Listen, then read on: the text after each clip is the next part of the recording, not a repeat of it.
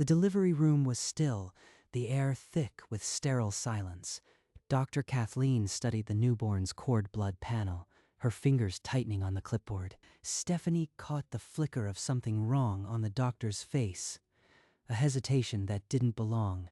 The DNA doesn't match. The words hit Stephanie like a physical blow, freezing her mid-breath. 2 years earlier, Deborah had asked Stephanie to meet her at the house. The request would change everything. Stephanie, you know how much this marriage means to me. Edward needs an heir. Mom, what are you talking about? The IVF hasn't worked. The doctors say a gestational surrogate could carry our embryo. I am asking you to give me this child. She's my mother. How do I look her in the eye and say no when she's begging me? Stephanie knew the request was immense, but the weight of family loyalty pressed down harder than any logic. 2 days later, Edward sat Stephanie down in his study. The room smelled of leather and old money, but his voice was gentle. I've built an empire. It would kill me to see it pass to strangers. You are the only one who can help us. This isn't just about money. It's about legacy. Your stepfather deserves an heir. Please, Stephanie. How can I say no without losing my mother forever? That afternoon, they met with Frank, Deborah's longtime attorney. The contract was already drafted, neat and cold. The terms are straightforward. You'll carry the embryo, renounce all parental rights. Upon birth, the child belongs to Deborah and Edward. Frank pushed the pages across the table. The pen weighted like a loaded gun. Just sign it. Don't think. It's what they need. Stephanie's hand trembled, but she signed. The ink spread, sealing a promise she couldn't yet measure. A week later, Stephanie stood in the IVF clinic, ready to start the injections. The process had a cold efficiency she tried to match. The embryo transfer was over in minutes. Dr. Kathleen guided the catheter with practiced hands, her face unreadable behind the surgical mask. It's done. In a matter of seconds, I became a vessel for someone else's dream. 2 weeks later, a home test confirmed it. 2 pink lines that meant the future had already shifted. I am pregnant. This is real now. No going back. At the first ultrasound, Deborah insisted on being in the room.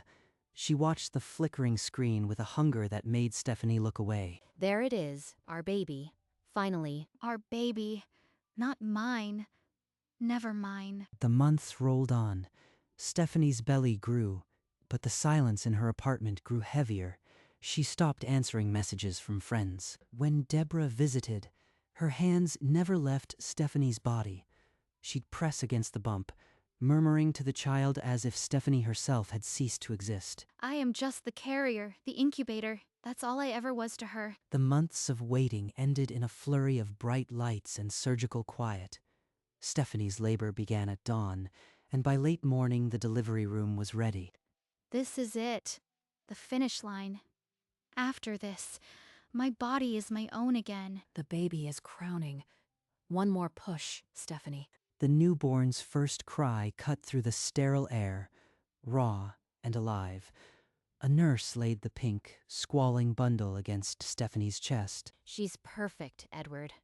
Our daughter. Dr. Kathleen drew the cord blood for the standard newborn panel. 10 minutes later, she returned without the baby, her expression carefully blank.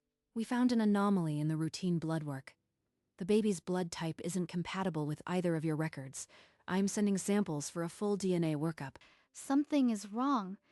This can't be a simple mistake. Deborah's face tightened. Edward looked from the chart to the doctor. His smile erased in an instant. There must be an error in your records. My egg, my husband's sperm, it's impossible. The blood type allele combination is impossible given your records. We need a paternity test to confirm. This baby, could she really not be theirs? This is absurd. I did IVF with my own eggs. Run the test again, but it will be a waste of time. How is this possible? We followed every protocol. I understand the shock, but standard protocol requires a DNA confirmation. We'll know in 2 days. The room fell into a strained silence. The next 2 days stretched like decades. I carried her. I felt her kick. But legally, I am nothing to her. And if the DNA is wrong, who am I to her then? I won't let a lab error threaten our family. We'll sue if we have to. Deborah, stop. We need to know the truth. Whatever it is. The DNA samples were sent to the lab. Somewhere inside the machinery, the truth was already waiting. Those 2 days, Stephanie barely slept. When no one was looking, she'd cradle the baby and whisper promises she had no right to make. I love her. It's wrong. She's not mine. Stop it. Please, just tell me if there was a mistake. I need to prepare for whatever comes. Deborah stood at the nursery window, staring at the bassinet, her reflection a ghost over the glass. On the 3rd morning, Dr. Kathleen summoned them to her office. She held a folder with the lab's seal, her grip tight. Thank you for waiting. We have the DNA analysis. What I'm about to say will be very difficult. The baby is biologically yours, Stephanie. You are the mother. The words landed like a grenade. Stephanie's vision blurred. Deborah's hand flew to her mouth. And Edward, the test shows no genetic connection between you and the child. The room erupted. Deborah screamed something unintelligible. Edward stared at the wall, unmoving. This wasn't a mistake. You did something at the clinic. You sabotaged this pregnancy. She actually believes I could have orchestrated this. I didn't even want this body. We need answers from the clinic. Everything else can wait. Find out who is responsible. The clinic director has already initiated a full internal audit. Every record from that day will be examined. I am her biological mother, but my signature says I am nothing. How do I live with that? I'll sue every person who touched this case. This clinic will never practice again. Whatever happens in that audit, this isn't your fault. I won't let anyone blame you. The IVF clinic sealed their records and launched an internal audit, tracking every gamete from storage to transfer. No matter what the audit uncovers, I don't think I can just walk away from her. The celebration was over. The family that came to welcome a child was fracturing before she had a name. The internal audit took 2 weeks. When the clinic summoned Stephanie, she walked into the office alone. The embryo we transferred was made from your own egg, Stephanie. The sample meant for Deborah was mislabeled. My egg? The baby is biologically mine. Completely mine. The sperm sample belonged to a donor named Patrick Mercer. He was a physician who banked his sperm before chemotherapy in 2008. He passed away 3 years ago. They showed her a photograph from his file. Kind eyes, receding hairline, a man who had planned for a future he didn't survive to meet. She has a father, a stranger who is gone, and I am the only parent she has left. The audit report listed the moment of failure. A technician had swapped 2 storage compartment labels 9 months ago. The error had slipped through 4 verification steps. Deborah will never believe it. She will say I stole her pregnancy, that I planned this. The clinic offered settlements, apologies, lifetime counseling. None of it answered the question that now lived where the embryo once did. I have to decide. Am I her mother, or the woman who gave birth to her and walked away? Back at her apartment, Stephanie spread the clinic's file across the kitchen table. Patrick Mercer's life reduced to a few pages. A doctor. He specialized in pediatric oncology. He fought for children who couldn't fight for themselves. Attached was a short note. He had banked his sperm at 42, knowing the coming treatment could leave him sterile. This baby has his eyes. I can already see it. The file also listed next of kin, 2 adult children, James and Susan Mercer, both notified of the clinic's process review. She has a brother and sister, people who share her blood. Do they even know she exists? She closed the file and picked up the baby. The baby's tiny hand gripped her finger and didn't let go. I can't walk away from you, but how can I keep you without losing everyone? The phone buzzed. Dr. Kathleen checking in. The clinic offered to facilitate anonymous contact with the Mercer family if she wanted. One step at a time. First, I need a name for her. Something that means she's mine, even if the law says otherwise. 2 days later, they gathered in the clinic's conference room. The director, the attorney, and a silence sharp as a scalpel. I want that baby placed in a proper home. You were never meant to be her mother. She's already named her child that baby. She's erased her before she could even be born into her arms. I can't do this. Frank, draw up whatever papers release Stephanie from any obligation. This child is hers. Frank hesitated, but Edward's resolve sharpened. The pen scratched across a single page. Voluntary surrender of all parental claims. You are throwing away everything for a lab mistake? If you keep that child, don't ever call me your mother again. For 29 years, I bent to keep her love. Not anymore. Her name is Ella. Her name is Ella. And I am her mother.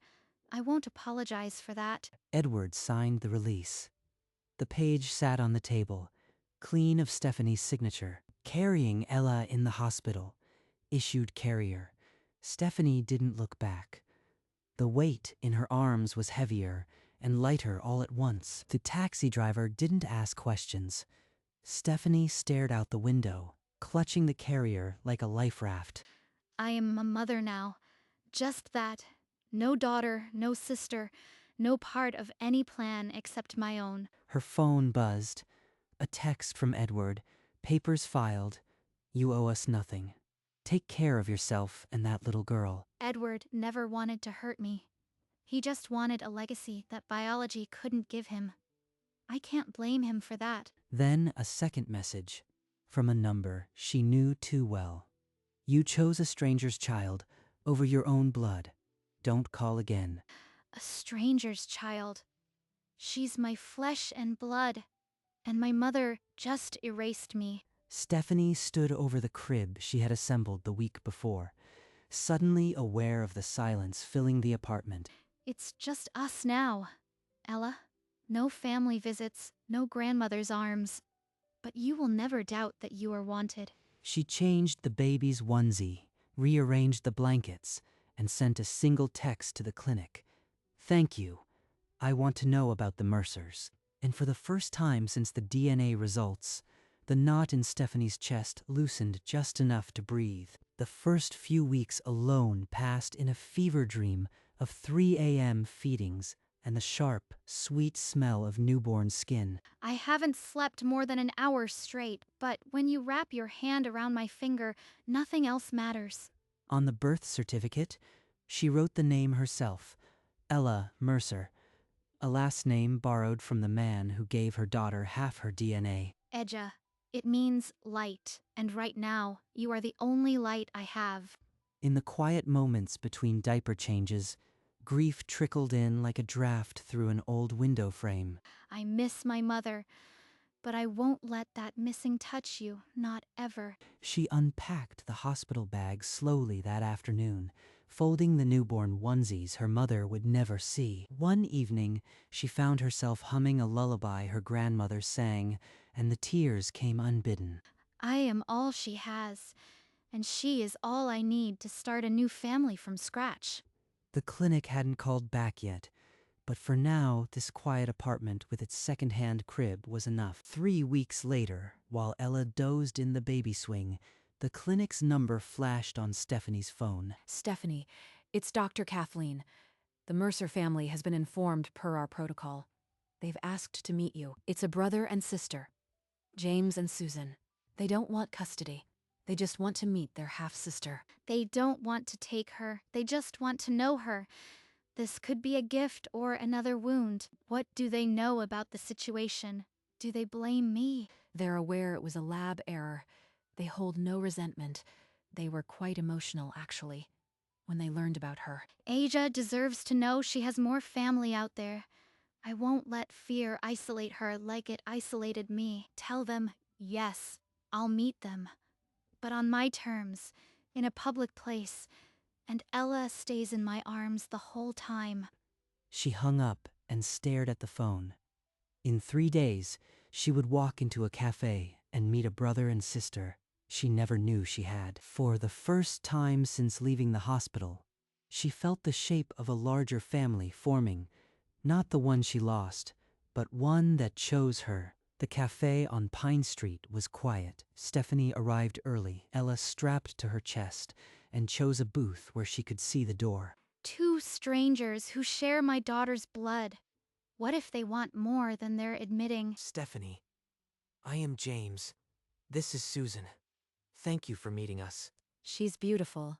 She has Dad's eyes. I thought I'd never see them again. James slid a photograph across the table.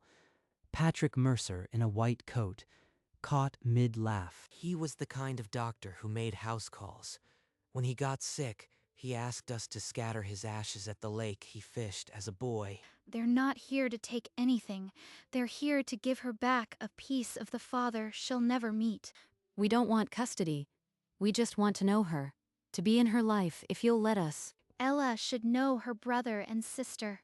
I am not going to stand in the way of that. James reached out a single finger, and Ella curled her tiny hand around it. A bridge built in silence. A week later, on a sunlit Saturday, Stephanie, James, and Susan sat on a park bench, Ella in a stroller between them. The first outing together felt almost normal.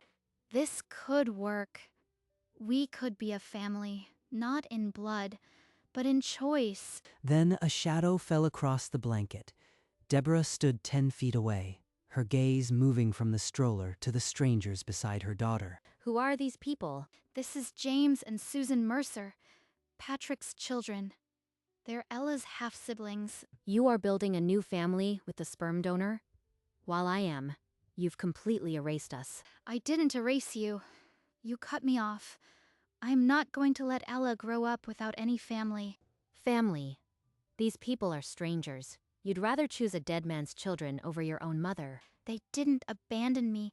They didn't threaten to disown me. They just wanted to love her. Deborah's face went still. She turned on her heel and walked away without another word. The silence she left behind was sharper than anything she could have said. After Deborah left, James and Susan didn't go. They sat with Stephanie until Ella woke, a quiet solidarity. That evening, Stephanie wrote her mother's name on a scrap of paper, then hid it in a drawer she rarely opened. 3 years passed. First words, first steps, birthday candles blown with the people who stayed. James taught Ella to throw a baseball, his laugh as steady as a heartbeat in the backyard. Susan braided Ella's hair every morning, her voice soft with Patrick's old stories. She has her father's curiosity. We show her his photo. It's not enough, but it's something. She's got his stubbornness. The time she went down that slide 7 times in a row just to prove a point. We tell her stories so he doesn't stay a stranger. He would have loved her laughter. On holidays, there was an empty chair at the table. Stephanie never admitted she still set it for her mother. The void doesn't close, but it learns to whisper. We keep going. On an ordinary Tuesday, a cream envelope arrived with no return address. Stephanie recognized the handwriting before she opened it. The letter began, "I don't know how to start this. I've been wrong. I've missed years I can't get back." After 3 years, she finally writes, "Is this an apology or a trap?" The letter spoke of therapy, of empty rooms, of watching other grandmothers in the park. It didn't ask for forgiveness, only a chance. She watched grandmothers. She imagined what she threw away. That pain is real. She thought of Ella's 4th birthday, just 2 weeks away, the party they'd planned with balloons and a cake. If there's ever a door to open, it should be on a day that's about love, not old wounds. She took out a blank card, left over from Christmas, and wrote 5 words. Ella's 4th birthday. You are invited, Stephanie. I am scared. But Ella deserves to know her grandmother, if she's truly changed. She sealed the envelope before she could change her mind, and the mailbox latch echoed through the quiet afternoon. The invitation arrived at Deborah's home on a Thursday morning. Her hand shook as she pulled it from the mailbox. A. Ezel's 4th birthday. She invited me after everything I said. How do I walk into that? She stared at the card for 10 full minutes before picking up her phone. The number was still saved. Hello? I got the invitation. I don't know if I have the right, but if you'd still let me, I'd like to be there. Then come. It's in the park. Bring nothing but yourself. I'll be there. Thank you. She hung up and sat at the kitchen table, both hands flat on the wood, breathing through the tremor in her chest. The card was already pinned to the fridge, next to the party checklist Stephanie had made with Ella's crayon drawing. She's really coming. Please don't let this break our hearts again. On the morning of the party, Stephanie hung the birthday banner across the park pavilion while Ella counted balloons. 4. I am 4 today, and Uncle James said he'd bring the biggest present. Every few seconds, I check the park entrance. My heart's a drum roll. She still isn't here. James and Susan arrived with a tower of gifts, their arms full and eyes bright. We brought the cake too. Chocolate with rainbow sprinkles, just like the birthday girl ordered. They placed the cake on the center table. 4 candles, thick and pink, waited for a wish. Can I blow them now? Please, Mommy, please. Soon. Someone else needs to be here. I hope she gets out of the car when she sees us all together. A mile away, Deborah sat in her parked car, her fingers white-knuckled on the steering wheel. The party was ready. Balloons bobbed in the breeze. The only missing piece was a woman who had once called herself a grandmother. Deborah's car pulled into the gravel lot at 3:03. She stepped out, holding a small wrapped box with a ribbon she had tied 3 times. Who's that lady, Mommy? Stephanie's throat closed. She set Ella down without answering, her eyes locked on the woman at the edge of the grass. James and Susan saw, their bodies turning slowly toward the newcomer. The party noise thinned to a hum. Deborah stopped at the pavilion's edge, her gift clutched to her chest like armor. She came. She's really here. Oh God, now what? The breeze lifted a strand of silver hair across Deborah's face, and her lips moved without sound. Stephanie lifted Ella onto her hip. The distance between them was still 20 feet, but neither looked away. Deborah's fingers tightened on the gift. She took 1 step forward, then another, as if walking into a current. Stephanie raised a hand, a small wave that held more than words could. Deborah saw the wave, and her shoulders dropped. She walked the final distance, as if each yard cost a year. She looks older. Sad, but she's here. That's the only thing that matters right now. They stopped 3 feet apart. The party noise softened to a quiet hum. I brought a gift. It's nothing much. She'll love it. Ella, sweetie, this is your grandmother. Ija looked up, then reached out a tiny hand and clutched Deborah's finger without a word. Deborah's face crumpled, but she didn't pull away. A tear tracked through her powder. Stephanie's hand found Deborah's, their fingers intertwining for the first time in years. They stood like that, a circle of 3, as the afternoon sun began its slow descent. The party continued around them, laughter and balloons. But for a moment nothing else existed. The party resumed, but something had shifted. Stephanie and Deborah stood side by side, watching Ella command the center of the blanket. She has your spirit. And his eyes. I see that now. She's finally seeing her. Not through the lens of what she lost, but what's here. Grandma, come see my cake.